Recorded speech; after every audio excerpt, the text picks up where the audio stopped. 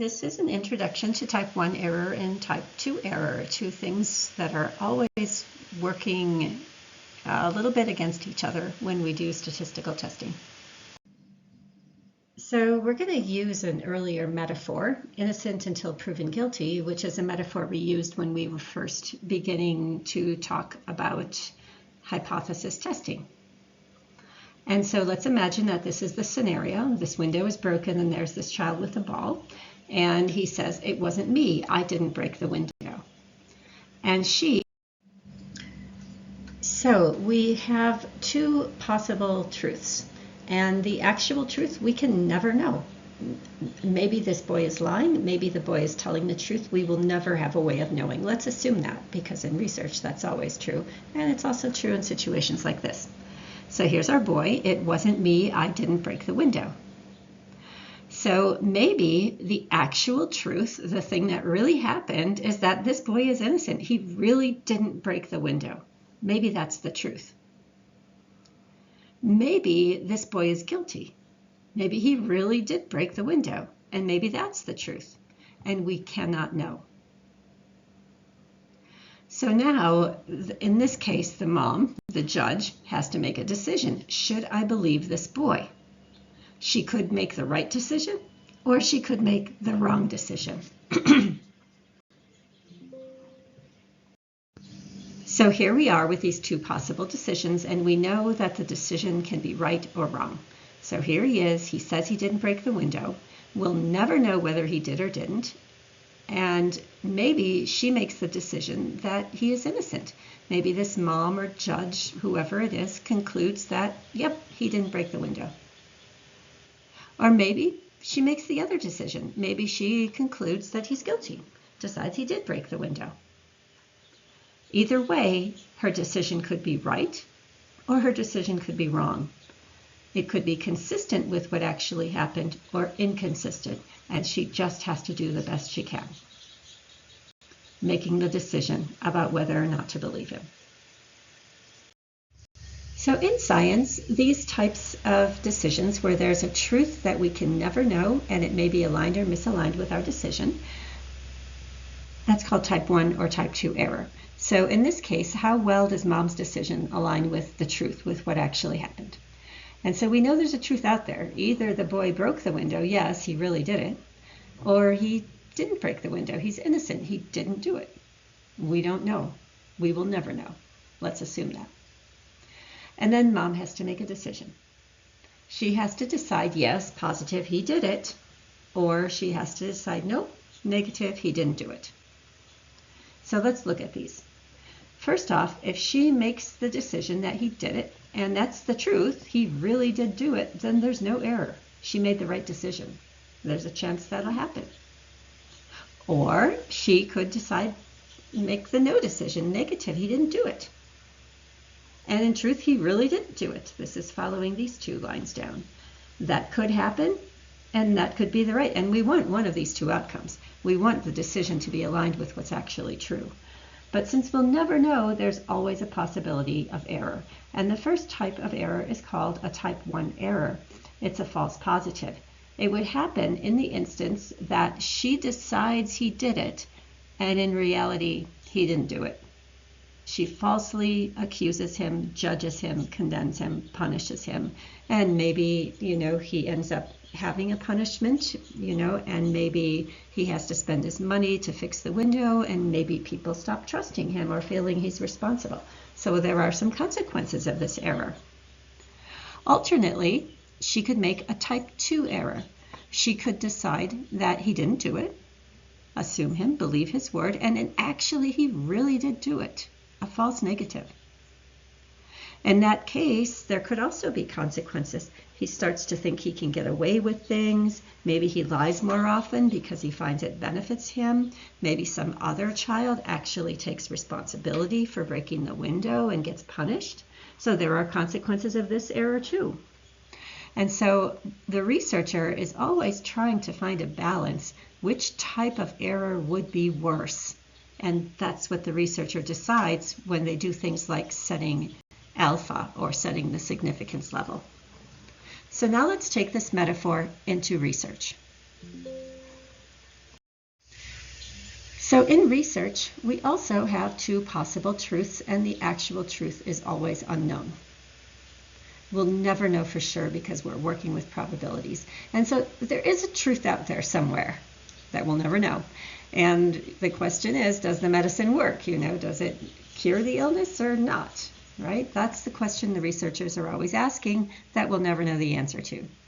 And there's a possibility, yes, that the medicine cures the illness. That's possibility 1. And possibility 2 is no, the medicine does not actually cure the illness. So either of those are the truths that could be true. The researcher is trying to do his or her best to detect which of these truths is true. And so the researcher has two possible conclusions. Of course, their conclusion can be right or wrong. And so possibility 1, yes, the researcher concludes that the medicine cures the illness and starts marketing, selling the medicine. Or possibility 2, the researcher concludes that the medicine does not cure the illness and throws it in the trash. So we also have type 1 and type 2 error in research, answering the question, how well does the researcher's decision align with the truth? And there is a truth out there, either yes, positive, the medicine actually cures this illness, or no, negative, the medicine doesn't actually work. It doesn't actually, in real life, cure that illness. And of course, the researcher must make a decision, because he'll never know the truth. Make one possibility, yes, positive. The researcher rejects the null hypothesis, concludes the medicine cures the illness, and starts selling it.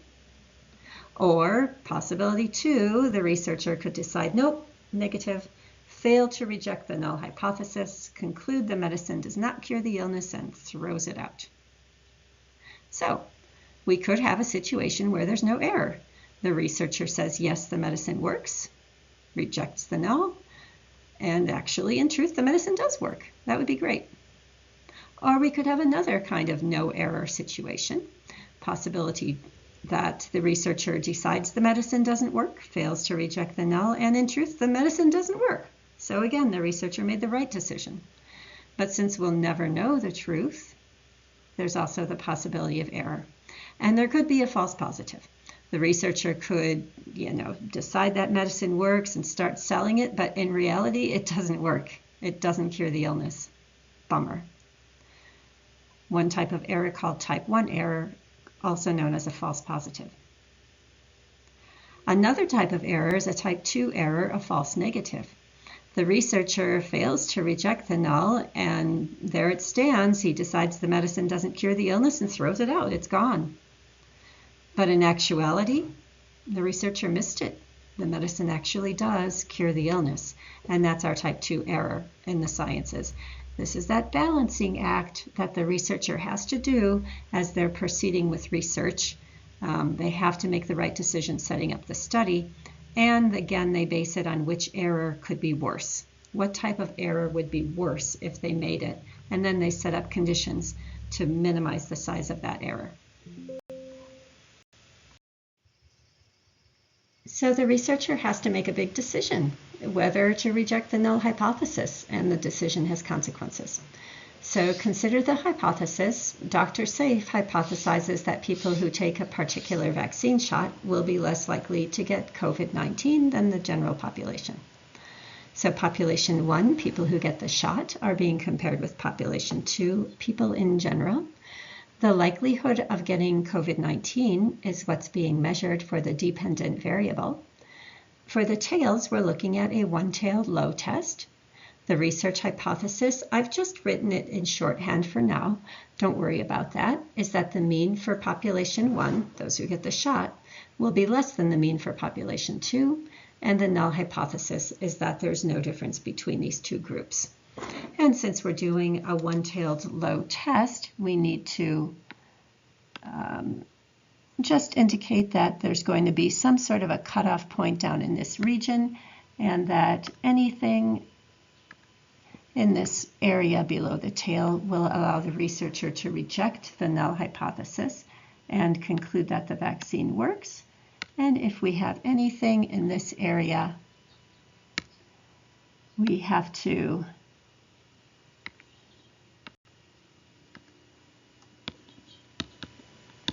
fail to reject the null, the researcher might throw the medicine away.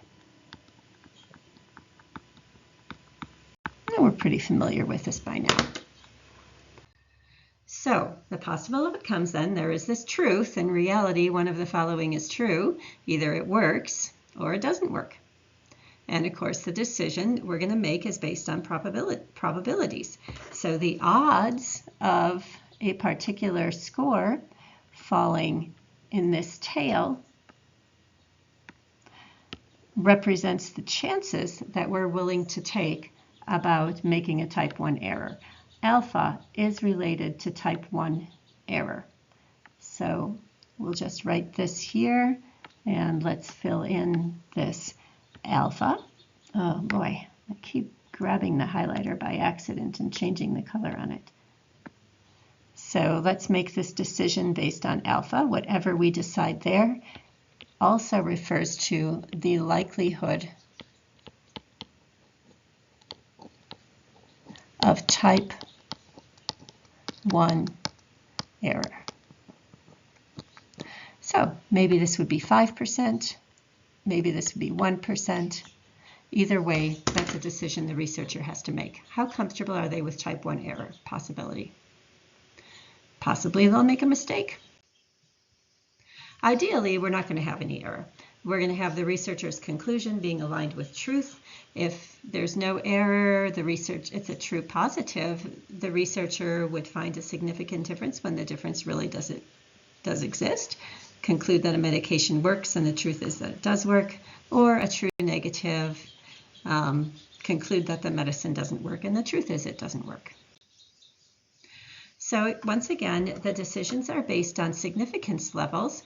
Larger alpha is a greater chance of type 1 error. And so if we decide we're going to put alpha way up here for some reason, then we're deciding, if we make this mistake, a type 1 error, false positive, it doesn't matter much. Whoops, I did that same thing again with that pen. So this is type 1 error likelihood. And this is represented by alpha. And we usually use 0.05, 0.01, 1% we're comfortable with, 1% chance of error. Or if you're doing really, really serious research that might relate to life and death situations, maybe you'd set it to 0.001, that very, very small chance of type 1 error that you're comfortable with. So that's one way that you adjust your comfort level with a false positive.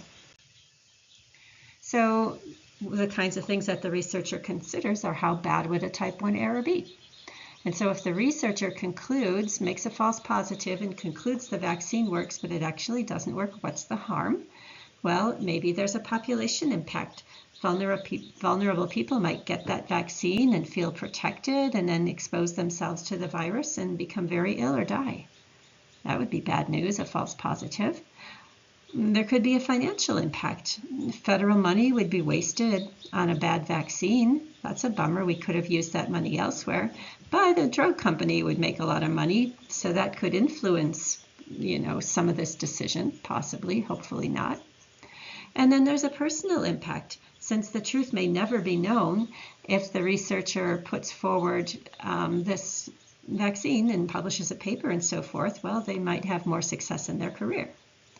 So, these are all the things and many more that might get weighed out. And so what do we do about this? Once again, I'm repeating some things I already said.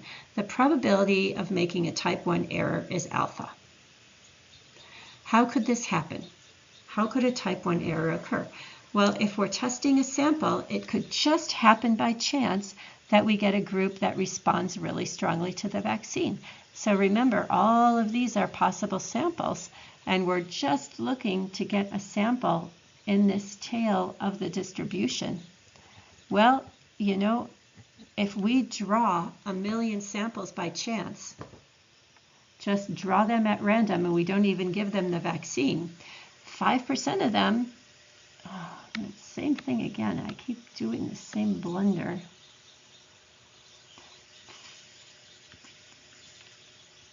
Let me get my pen here. 5% of them, 5% of samples chosen at random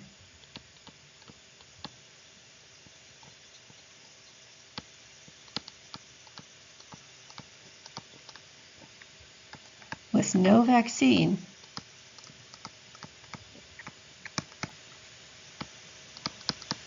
will fall in the shaded area. That's just the nature of probabilities. That's how these errors occur. And so if we set alpha to be lower, if we set alpha to be, let's erase all of this, and if we set alpha to be much lower,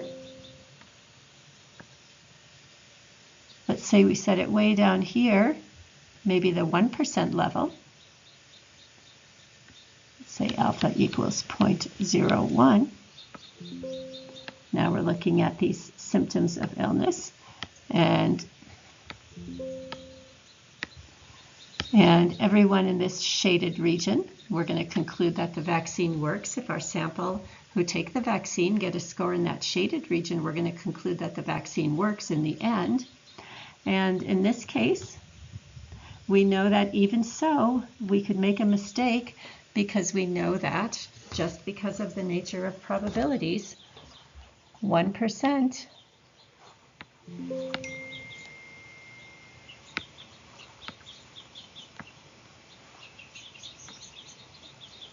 there we go, 1% of all random samples will fall in the tail, even if they didn't have the vaccine. So this is the kind of thing that how mistakes can occur, and that's why we set alpha to be really low if we're concerned about type 1 error. How do we avoid it then? We set alpha to a really low significance level. If we think type 1 error would be the bigger problem, then we set a low alpha. And a couple other ways we'll learn about later are we can change the sample size, make sure our sample isn't too large, and we can also predict larger effect sizes. That's another way. So all of these things impact the likelihood of type 1 error. So how bad would a type 2 error be then? False negative. How bad would it be to conclude that the vaccine does not work, but actually it does work? What's the harm? Well, there could again be this population impact. People could become ill or die because they couldn't get a vaccine, but in reality the vaccine would have saved them. So there's a population impact. There's a financial impact. Maybe the drug company would pull its funding from the university and, things like that. And then there's a personal impact for the researcher who might give up and stop this work. And maybe that work would have been really important to the future of medicine. So that's the problem with type 2 error. And so type 2 error is a false negative. Once again, repeating this, and I'll introduce you later to this term beta. That's the probability of making a type 2 error. Alpha is type 1 error, beta is type 2. How could that occur? Well, the same thing could happen. We could choose that random sample. Nothing is ever perfect, and just by chance, we get a group that happens to fall into instead of falling into this tail, just by chance, because of idiosyncrasies of the group. Let's get that highlighter out again. Just by chance, instead of maybe their symptoms were reduced a little, but not quite enough, and so this particular group, just by random, happened to fall into this area instead of into the reject area. And so how do we avoid it? We do just the opposite. We set a little bit higher significance level. So if we think type 2 error would be the bigger deal, then we would use a higher alpha, possibly. Or we could also have larger sample sizes, which impact type 2 error, and smaller effect sizes impact type 2 error. So let's take a look at a couple of little problems. Here we have Coronata. She developed a virtual reality game that she thinks are going to help people overcome social anxiety. She analyzed her data, rejected the null hypothesis using alpha at 0.05, and concluded that social anxiety really was lower for people who played the game. The truth is consistent with her conclusion. What has occurred? Is it type 1 error, type 2 error, no error, it's a true positive, or no error, it's a true negative? And in this case, it's a true positive because she rejected HO. She made a positive decision that the virtual reality game works. And the truth is that it did work. So there's no error. It's a true positive. A second example, Dorian conducted a study to see whether people who turn off their cell phones for 1 week have less anxiety than people in general. Her statistical test caused her to fail to reject the null hypothesis and conclude that there is no difference in anxiety between people who do and don't turn off their cell phones. The truth is that turning off cell phones for a week really does help reduce anxiety. That's the truth. What has occurred? Is it type 1 error, a false positive, type 2 error, a false negative, no error, true positive, or no error, true negative? And in this situation, she failed to reject. She drew a negative conclusion. It doesn't work. And it was the wrong conclusion because it did work. So this is a type 2 error, a false negative. These are the kinds of questions that are in the practice quizzes this week, so you can play around with this and see how you're doing. I just did make a couple slides here so we could lay this out if needed, but I don't think we actually need to. You'll see it here if you need it. And one more couple examples. Dr. Hanna predicted that a medicine would help people with patience. And the truth is that the medicine works.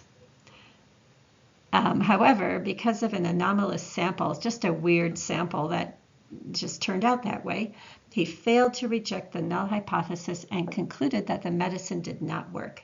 What has occurred? In this case, we have a negative conclusion. He failed to reject the null. And in fact, though, the truth was that the medicine worked. So here again, we had a type 2 error, a false negative. And let's do one last example. Kermit the Frog hypothesized that his monologues about being green would increase children's self-acceptance. But the truth is that the monologues don't work. It doesn't make any difference on children's self-acceptance. However, the statistical test led him to reject the null hypothesis and keep on talking about being green. What has occurred? Well, in this case, he rejected the null hypothesis. He thought that this monologues about being green were actually helping. But in fact, they don't work.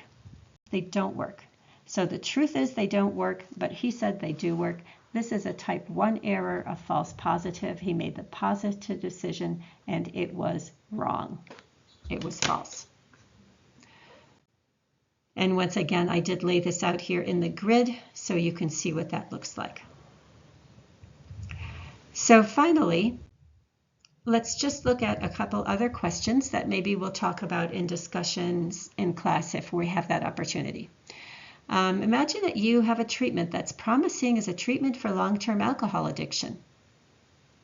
Which would be more serious, a type 1 or a type 2 error? Isn't that a good discussion question? Would it be better to put out a treatment that you say works and in truth it doesn't work, but you think it does? Or a type 2 error, you develop this treatment, you hope it works, but then you look at the data and say, it doesn't work, but really it would have helped. Which one would be worse? Another example, you're a juror in a trial of a man accused of murder. Which would be worse, type 1 or type 2? What about this? You're interested in whether active listening, like a therapist, active listening practices improve outcomes for people seeking therapy for the first time. Which would be worse, to conclude that it works and then it doesn't work, or to conclude that it doesn't work but it actually works? And finally, you hypothesize that women who go through the Canal d'As ceremony have stronger self-respect as women. Maybe we should say girls there because they're girls when they're going through that ceremony. Which would be worse, type 1 or type 2 error? And so that's the end of this lecture. I hope you found it interesting and helpful.